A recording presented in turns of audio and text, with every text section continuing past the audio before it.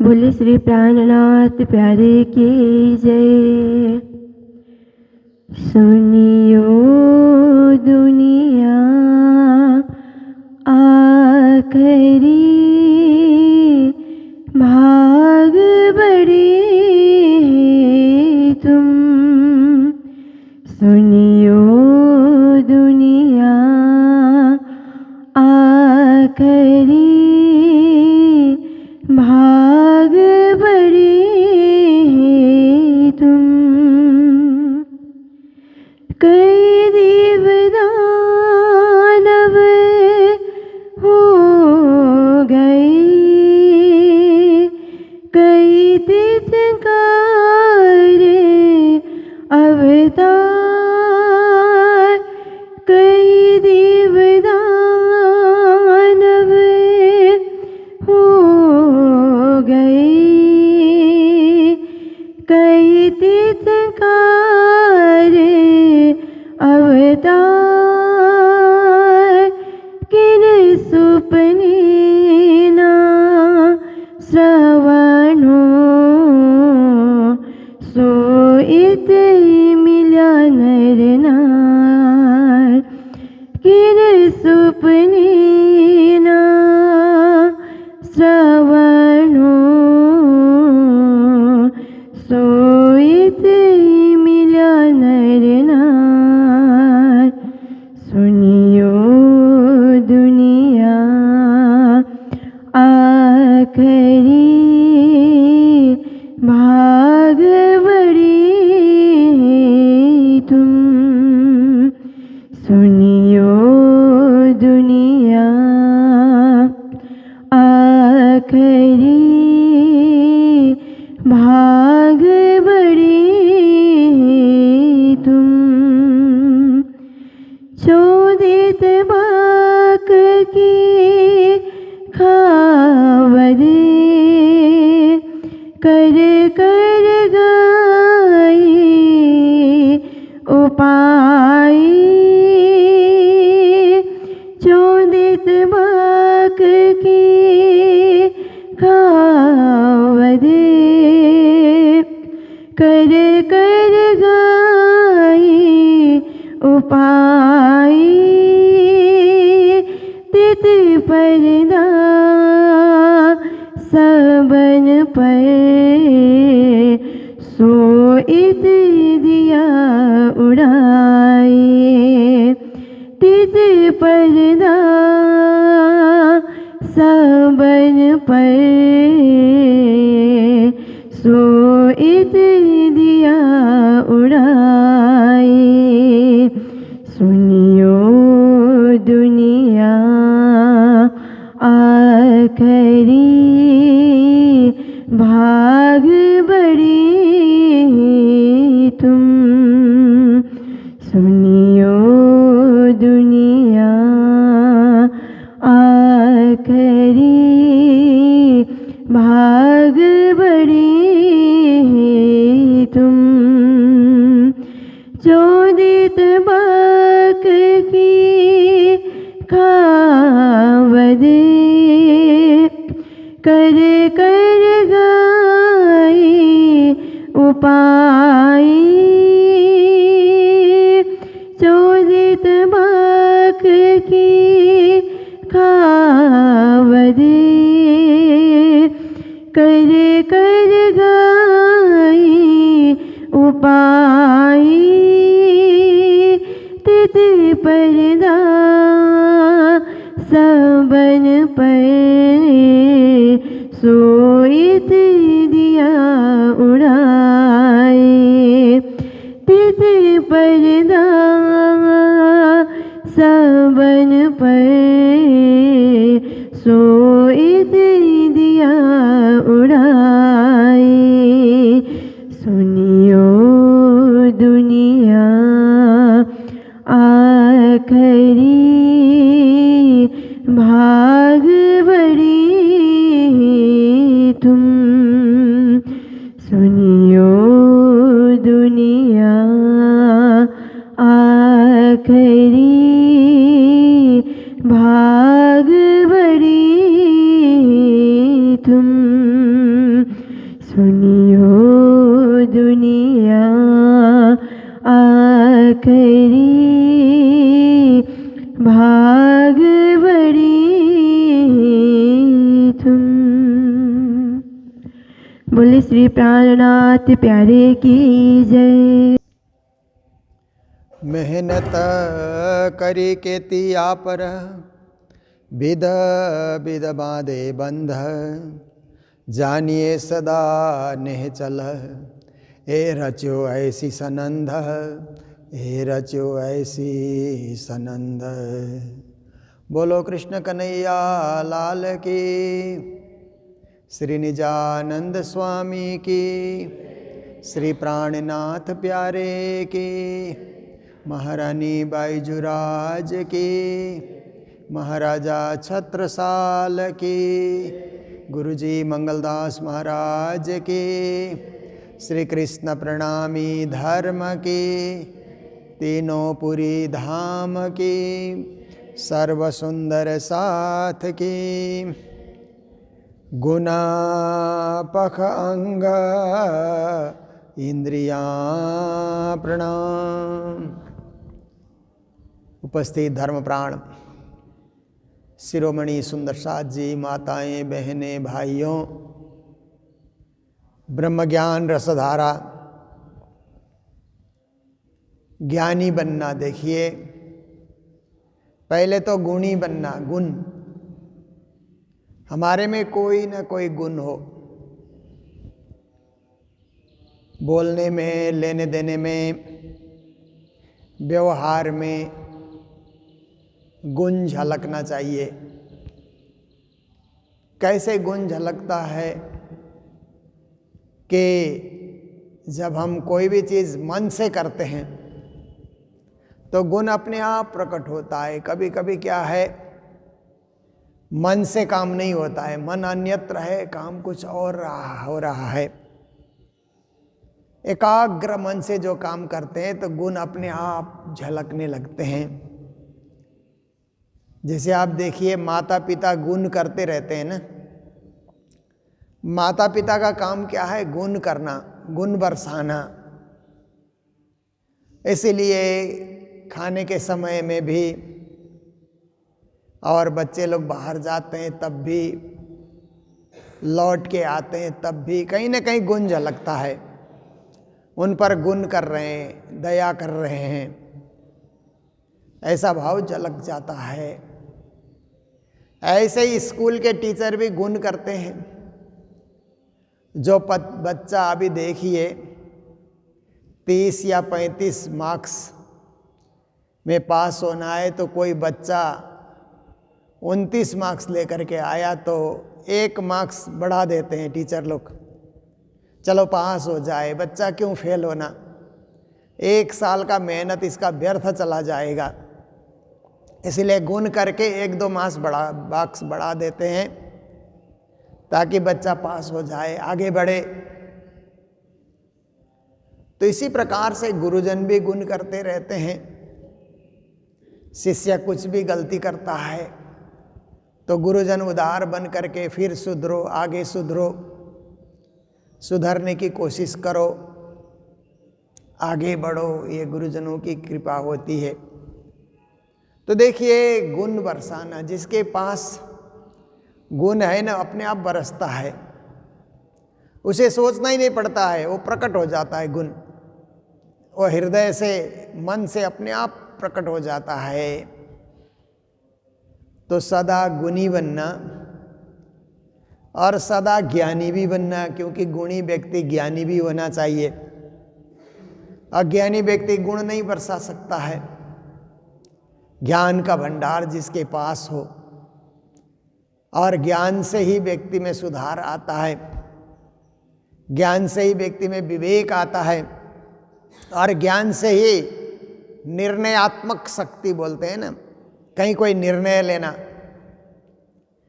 कभी कभी निर्णय लेने में बड़ा वक्त लगाते हैं ना कुछ लोग, निर्णय लेते ही नहीं है, हाँ हाँ हाँ ऐसा करके लटका देते हैं ना। जैसे बंटवारे की बात आए तो लोग जल्दी से निर्णय नहीं लेते हैं, घर में बंटवारा तो एक दिन होता ही है, भाई भाई में बंटवारा हो जाता है, पर दो भाई जल्दी से वो निर्णय नहीं लेते हैं तो लटक जाता है।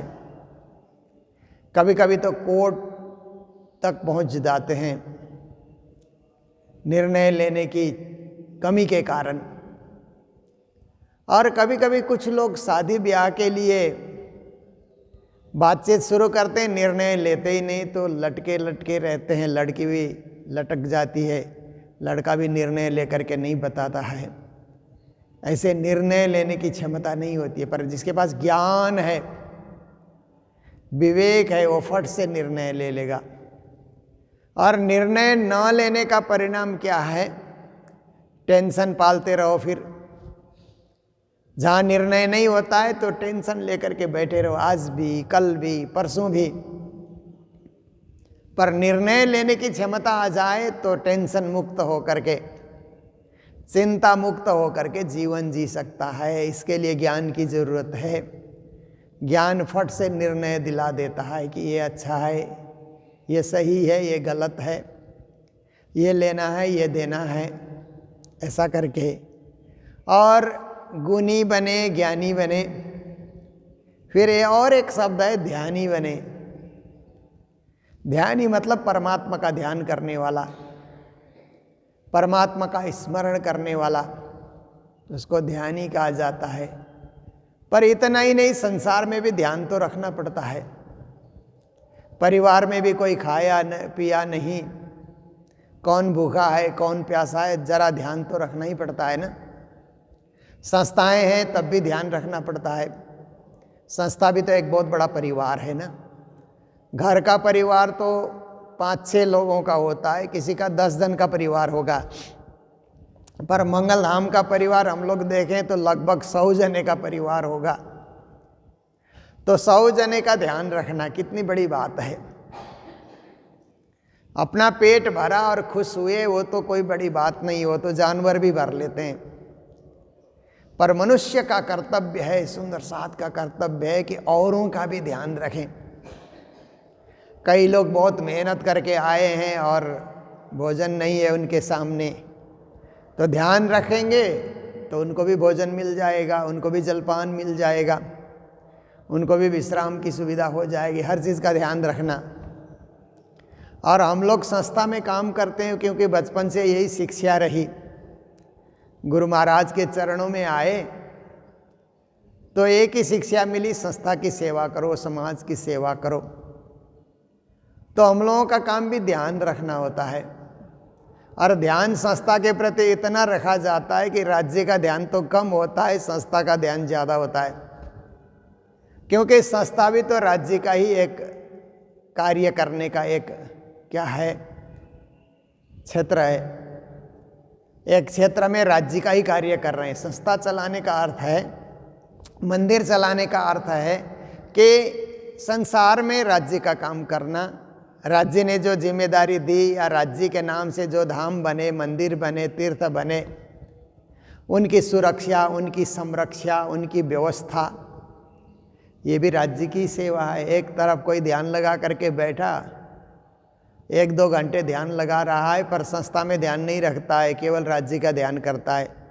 तो राज्य का ध्यान करेगा तो उस एक को ही कुछ मिलेगा, पर संस्था का ध्यान रखेगा तो संस्था में रहने वाले सब लोग सक्रिय रहेंगे, अनेक को उसका सुख मिल सकता है। इसलिए ध्यान राज्य का भी होता है, ध्यान समाज का भी होता है, संस्था का भी होता है, देश का भी होता है, मानवता का ध्यान भी होता है। हर एक प्रकार से हर जगह ध्यान रखना। जो ध्यान रखता है उसको ध्यानी कहा जाता है ना। ज्ञान रखता है ज्ञानी, गुण रखता है गुणी कहा जाता है उसको। तो श्री प्राणनाथ जी महाराज आज की चौपाई में बता रहे हैं, गुण पख अंग इंद्रियां सबके जुदे जुदे स्वाद। राज्य ने ऐसे शरीर की रचना करके हमें बख्शिश किया कि इस शरीर में 3 गुण हैं, सतगुण, रजगुण, तमगुण। तीनों गुण का अलग अलग पक्ष है।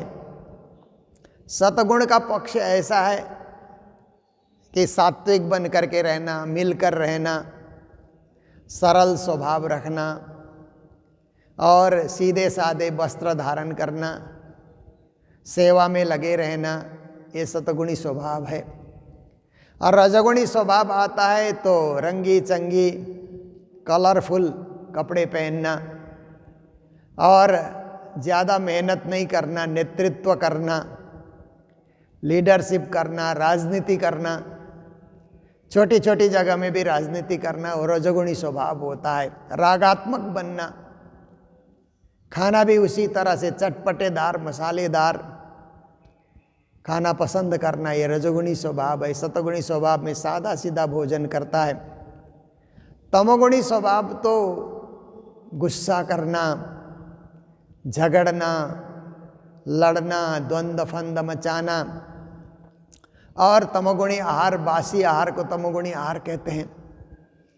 कपड़े भी कई दिन से धोता नहीं है, दूषित वस्त्र धारण किया हुआ है, तमोगुणी स्वभाव है। उठता भी समय से नहीं है, नहाता भी समय से नहीं है, गंदा रहता है, तमोगुणी स्वभाव है। तो श्री जी महाराज कहते हैं, राज जी ने शरीर दिया, शरीर के साथ 3 गुण भी साथ साथ में चल रहे हैं। अब गुणों को विकसित करना, 3 गुण तो हमारे पास है, अब किसको हम विकसित कर रहे हैं? तमोगुण को बढ़ावा दे रहे हैं कि रजोगुण को बढ़ावा दे रहे हैं कि सतगुण को बढ़ावा दे रहे हैं? बढ़ावा देना हमारे हाथ में है। हम चाहेंगे तो जिस भी गुण को हम विकसित कर सकते हैं, दूसरे गुण को दबा करके रख सकते हैं। तो फिर गुणों के साथ इंद्रियां भी हैं, 10 इंद्रियां हैं, कर्मेंद्रियां, ज्ञानेंद्रियां। तो श्री जी कहते सबके जुदे जुदे स्वाद, सब इंद्रियों का अलग अलग स्वाद है। शब्द स्पर्श रूप रस गंध कहा जाता है ना, 5 विषय, अलग अलग स्वाद, सबका स्वाद। कान का स्वाद है अच्छे अच्छे मतलब बातें सुनना, पर गाना इत्यादि सुनना कान का स्वाद होता है। इसीलिए कई लोग कान में वो गाना लगा करके घूमते रहते हैं ना। मोबाइल में भी इतने गाने आते हैं आजकल, तो यूट्यूब में, तो कान में लगा करके लोग सुनते रहते हैं। फिर कोई चीज़ बात करो, हम लोगों को तो पता नहीं लगता कि ये कान से गाना सुन रहा है। कुछ बात करो तो जवाब ही नहीं देता, तब पता लगता है कि इसने तो कानों को भर रखा है। तो कान का अपना स्वाद, आँख का अपना स्वाद, दुनिया के रूप को देखते रहो, दुनिया के दृश्य को देखते रहो, उसी का स्वाद है। जीभ का अलग स्वाद है कि बढ़िया बढ़िया उसको अलग अलग प्रकार के तिक्त, अम्ल, कशु, कटाय, क्षार, मधुर कहते हैं ना, सटरस, 6 रस का। अभी मीठा भी चाहिए, नमकीन भी चाहिए, तिक्त मतलब थोड़ा करेले की तरह स्वाद वाला भी चाहिए, कसाय कहते हैं ना, कसैला भी सही है, अम्ला मतलब टमाटर भी चाहिए, खटाई वाला भी उसको चाहिए, नींबू भी चाहिए, क्षार मधुर नमकीन भी चाहिए, मधुर मिठास वाला भी चाहिए। ये जीभ का स्वाद है। तो 6 रस का स्वाद जीभ भी लेना चाहती है। तो आप देखिए, ये चमड़ी का स्पर्श सुख है। अभी स्वेटर का स्पर्श है ना, हम लोगों को सुख मिल रहा है। ज़्यादा ठंडी लगे तो जैकेट का स्पर्श चाहिए इस शरीर में, जैकेट धारण करो तो शरीर को सुख मिलता है। और गर्मी लगी तो कूलर और एसी का स्वाद लो, तब शरीर को अच्छा लगता है। ये चमड़ी को, शरीर में जो चमड़ी है वही स्पर्श का सुख लेती है ना। तो देखिए, शब्द, स्पर्श, रूप, रस, गंध कहते हैं। नाक का स्वभाव है कि दुर्गंधी, सुगंधी आदि आदि चीज़ को सूंघते रहना, ग्रहण करते रहना। कभी कभी किसी चीज़ को आप दुर्गंध मानते हैं, प्रयोग करते रहते तो वो भी सुगंध में बदल जाता है। कैसे बदलता है कि आप देखिए, जो लोग प्याज और लहसुन नहीं खाते हैं, तो नज़दीक में कोई प्याज लहसुन लेकर के बैठे तो आपको दुर्गंधी आती है उसकी, ये स्मेल हमको नहीं पसंद है, ऐसा आपको लगता है। पर धीरे धीरे संगत करते करते आप भी खाने लग गए तो उसी में सुगंधी आने लग जाती है। फिर आप देखिए, कई लोगों को हींग नहीं पसंद है ना। हींग जो है, ऐसे तो दरखत से निकलता है वो। पर लोग कहते हैं कि जो लोग हींग ढूंढने के लिए, अफ़गानिस्तान से आता है ना वो, जो लोग हींग ढूंढने के लिए जाते हैं तो जानवरों को भी, बकरे इत्यादि भेड़ बकरे को भी चराने जाते हैं जंगल में, और एक दरख्त होता है उसमें चोट मारो तो वहाँ से वो रसीला पदार्थ निकलता है, उसको फिर इकट्ठा करते हैं वो लोग, और करने के बाद फिर उसको बांध करके ले आते हैं। पर कुछ जो हींग ढूंढने वाले होते हैं ना, जानवर को मार के खा जाते हैं, उसकी चमड़ी में ही हींग बांध करके ले आते हैं। इसलिए हींग स्वयं तो वेजिटेरियन ही है, परंतु उसका जो कंटेनर है ना, कभी कभी वो नॉन वेज भी प्रयोग किया जाता है, इसलिए कुछ लोगों को हींग पसंद नहीं है। पर धीरे धीरे उसकी संगत करते गए तो फिर हींग खाने वही सुगंधी में बदल जाती है। ऐसे ही दुनिया में शराब इत्यादि देखिए, सिगरेट बीड़ी का जो धुआं है उसमें उससे जो दुर्गंधी आती है लोगों को पसंद नहीं है, पर संगत करते करते तो ये नाक का स्वभाव है।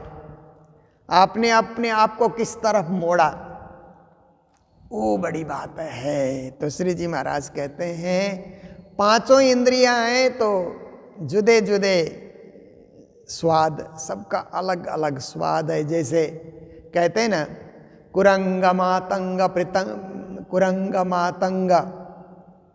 भृंगा मीनाहता पंचभिरेव पंचा एक प्रमादी सकथम न हन्यते यस्सेवते पंचभिरेव पंच। तुलसीदास ने अली पतंग मृगमीन गज एक एक सबके आँच, तुलसीता की कौन गत जाको व्यापे पांच। कुरंग मातंग पतंग भृंगा, देखिए संसार के अंतर्गत आप देखिए कि ये जो मृग हैं उनको कुरंग कहा। तो मृग को गाना अच्छा लगता है, कान से सुनना, शब्द अच्छा लगता है, इसलिए मृग पकड़ने वाले गाने बजा करके, कुत्ते के गले में घंटी लटका करके टुन टुन टुन उसकी आवाज़ आती है तो मृग आकर्षित हो जाते हैं, फिर उनको गोली मार करके बस उनको मार देते हैं, फिर लेकर के आते हैं, अपना आहार बनाते हैं। मृग की मृत्यु हो गई। हाथी स्पर्श के चलते खड्डे में गिर जाता है और महीना भर खाने नहीं देते हैं तो मर जाता है, फिर उसके कीमती दांतों को निकाल करके लोग बिक्री कर देते हैं। पतंगा, ये जो आकाश में उड़ने वाली पतंगे हैं, तितलियां हैं, ये सब क्या है कि रूप के पीछे पागल हो जाते हैं। कहीं बत्ती जलती है तो उसको देखने के लिए पागल हो जाते हैं, जलकर भस्म हो जाते हैं। भृंगा, भंवरे रस के पीछे पागल हो जाते हैं तो फूल में जाकर के रस चूसते हैं। कमल का फूल बंद हो जाता है, रात को ही जंगली हाथी आकर के कमल का फूल खा जाता है तो भंवरे को भी खा जाएगा। फिर कहते हैं मीना, जो मछलियां हैं जो समुद्र में रहती हैं या नदी में, तालाब में, पकड़ने वाले मरे हुए जीव को लग करके, वो बलछी कहते हैं ना, मछली पकड़ने वाली जो हथियार है, उसमें मरे हुए जीव, सड़े हुए जीव दुर्गंध युक्त उसको लटका देते हैं। मछली उसको खाने के लिए दौड़ पड़ती है तो वो फंस जाती है, कांटा फंस जाता है, लोग उसको निकालते हैं। देखिए, तो शास्त्रकारों ने कहा कि कुरंग मातंग पतंग भृंगा मीना हता पंच भिरेव पंच।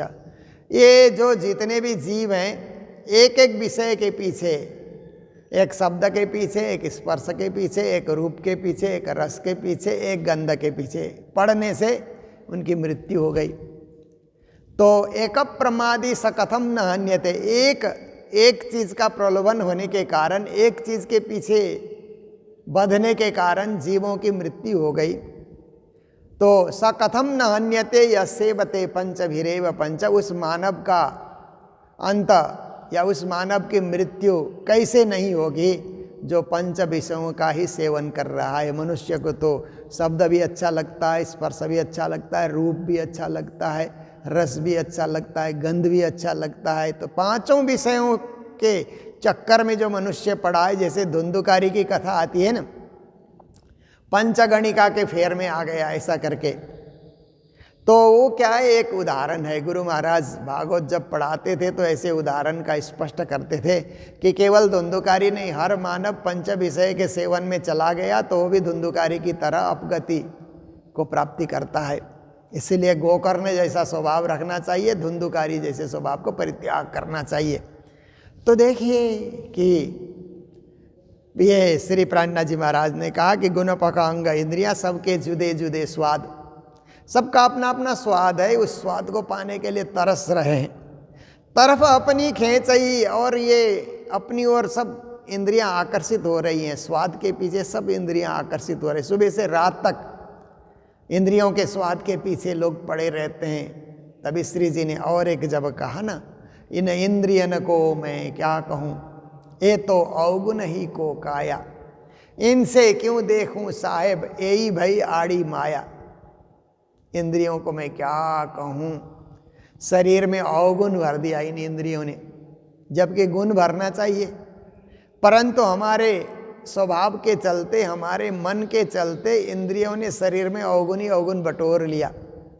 जहाँ अवगुण इकट्ठे हो गए तो धन ही नहीं दिखेंगे, पर्दा लग जाएगा। तो इनसे क्यों देखूं साहेब, इन इंद्रियों के द्वारा मैं अपने साहेब को कैसे देख पाऊं।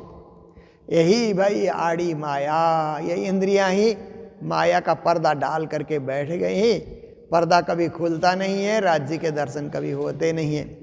प्रतीक्षा करते रहो कब पर्दा खुले, कब दर्शन हो।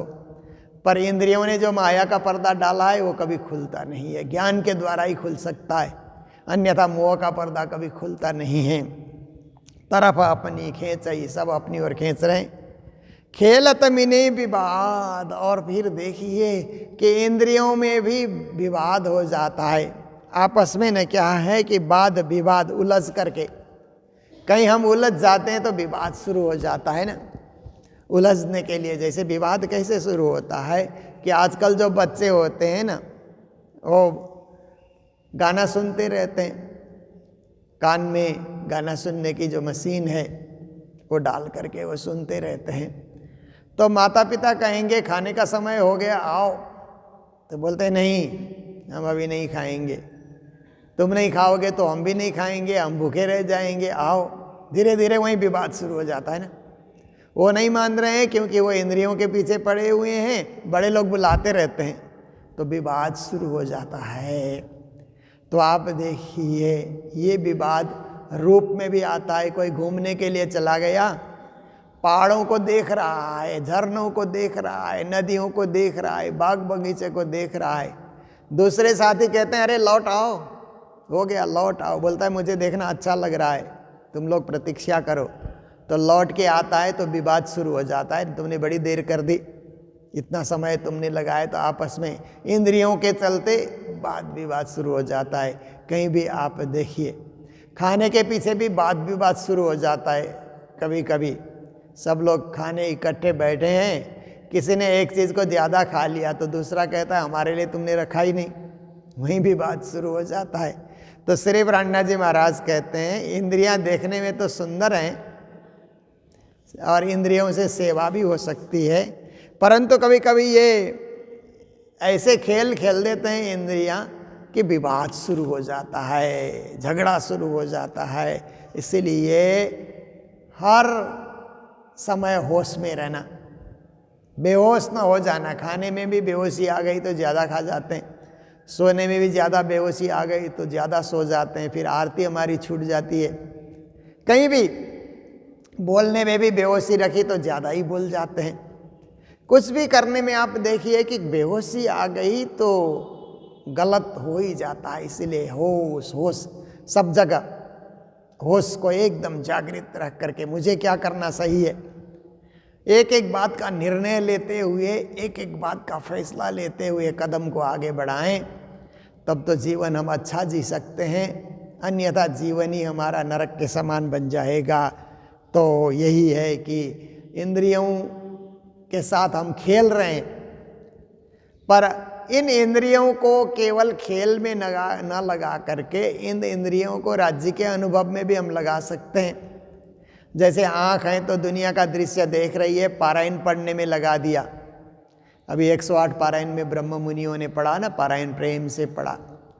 तो आँख रूपी इंद्रिय को राज्य की वाणी पढ़ने में लगा दिया जाए, कान रूपी इंद्रिय को गाना वाना न सुन करके हम लोगों ने वाणी का 18,758 चौपाइयों का रिकॉर्डिंग किया है ना, वो सुनने लग जाए, कान भी पवित्र हो जाएंगे। और राज्य के प्रसाद के लिए तरसे तो जीभ भी पवित्र हो जाएगी। और गाना न गा करके राज्य की वाणी गाएं, राज्य के भजन गाएं तो जीभ अपने आप पवित्र हो जाती है। और नाक से भी दुनिया के गंदा दुर्गंधा आदि न सूंघ करके राज्य के मंदिर में अगरबत्ती जलाएं और पहले अगरबत्ती का जो धुआं है ना सुगंधी राज्य को अर्पण करें, फिर उसकी सुगंधी वो भी लेता रहे। देखिए, इंद्रियों को लौटाना, इंद्रियों को सही रास्ता देना और इंद्रियों को सार्थक करना, इंद्रियों में रहते हुए ही जागना। इंद्रिय तो घोड़े हैं, इन घोड़ों पे चढ़ करके ही गंतव्य में पहुंचना। देखिए, आजकल तो घोड़ों का ज़माना बहुत कम रहा, केवल आर्मी के पास घोड़े होते हैं। पर आजकल घोड़े की जगह गाड़ी आ गई ना, गाड़ी घोड़े कहते हैं ना लोग, एक साथ बोलते हैं। तो ये दोपहिए को भी घोड़ा बोलते हैं कई लोग। देखिए, वो एक छोटा सा वो पिकअप आता है ना, उसको छोटा हाथी बोलते हैं ना। हाथी तो वो नहीं है, पर हरियाणा दिल्ली साइड में मैंने सुना कि गाड़ी को ही छोटा हाथी बोलते हैं। तो उसमें सामान ढो करके लाते हैं, हाथी उसका नाम दे दिया। हॉर्स पावर करके कहा, घोड़े का उधर नाम दे दिया। आप देखिए, तो दुनिया के अंतर्गत क्या है कि ये सब चीज़ों का उदाहरण दिया जाता है और उदाहरण इस रूप में समझाया जाता है। पर यही है कि ये अपनी ओर खींच रहे हैं, हम उनको अपनी ओर खींचें। उन इंद्रियों का पावर ज़्यादा ना होने दें, आत्मा का पावर, आत्मा पावरफुल बन जाए तो हमारी परम गति होगी, मोक्ष गति होगी। इसीलिए कठोपनिषद में कहा ना कि आत्मानं रथिनं विद्धि शरीरं रथमेव तु बुद्धिं तु सारथिं विद्धि मन प्रग्रहमेव च इंद्रियाणि हयानाउ विषयांस्तेषु गोचरान् आत्मन्येव मनोयुक्ता भोक्ते त्याहुर्मनीषिणः। गुरु जी के समय में इस श्लोक को याद किया गया था, क्योंकि गुरु महाराज पढ़ाते थे ना, श्लोक याद कराते थे कि प्रवचन में काम आता है, ऐसे श्लोक याद किया करो। तो आत्मानं रथिनं विद्धि, आत्मा रथी है और देखिए बुद्धि सारथी है, मन लगाम है, इंद्रियां घोड़े हैं, विषय वस्तु खाद्य सामग्री है। तो इंद्रिय रूपी घोड़े घास चरने लग जाते हैं, तो बुद्धि रूपी सारथी को मन रूपी लगाम को खींचना पड़ता है, नहीं तो घोड़े चरते ही रहेंगे, लगाम खींचने से घोड़े चर नहीं पाएंगे। और आत्मा रूपी रथी को, बुद्धि रूपी सारथी को निर्देश करना है कि गंतव्य की ओर चलो, इधर उधर घोड़े को भटकने मत दो। और सारथी रूपी बुद्धि गंतव्य की ओर आत्मा रूपी सारथी को लेकर के चले। कितनी अच्छी बात है ना। ऐसा करने से तो परम गति की प्राप्ति होती है, इंद्रिय ही साधक बन जाते हैं। पर इंद्रियों को नहीं पहचाना तो इंद्रिय ही बाधक हो जाते हैं, भक्ति में बाधक इंद्रियां हो जाती है। इसलिए इंद्रिय को समझना, गुण को समझना और उनका प्रयोग अच्छे प्रयोग के लिए करना, बुरे प्रयोग के लिए नहीं, अच्छाई के लिए उनका सदा सदा प्रयोग करना, यही हमारे लिए कल्याणकारी कार्य होगा। और इस कार्य से ही हम परम गति और मोक्ष गति, परम धाम की प्राप्ति कर सकते हैं। ये जीव देहा संवाद प्रकरण के माध्यम से आप लोग सुन रहे हैं, श्रवण कर रहे हैं, जीवन को धन्य बना रहे हैं। तो हमें भंडारे की सेवा के लिए हैदराबाद से राजीव जी और बबीता जी, उनके पुत्र साहिल और साक्षी के यहाँ गुड़िया हुई है। तो बच्ची होने के उपलक्ष्य पे परिवार के ओर से भंडारे की सेवा यहाँ पर दी गई है। तो छोटी बच्ची को भी मंगल बधाई और परिवार के सभी सदस्य को मंगल बधाई देते हुए आज के इस प्रसंग को, चर्चा को यहीं विराम दे रहे हैं। आप सब लोग चौपाई दोहराने में मदद करेंगे। बोलो सतगुरु महाराज की, श्री प्राणनाथ प्यारे की, सर्व सुंदर साथ की, गुना पखंग इंद्रियां सबके जुदे जुदे स्वाद तरफ अपनी खेचही खेलत मिने विवाद खेलत मिने विवाद। बोलो श्री प्राणनाथ प्यारे की, सद्गुरु महाराज की, श्री धाम के धनी की प्रणाम।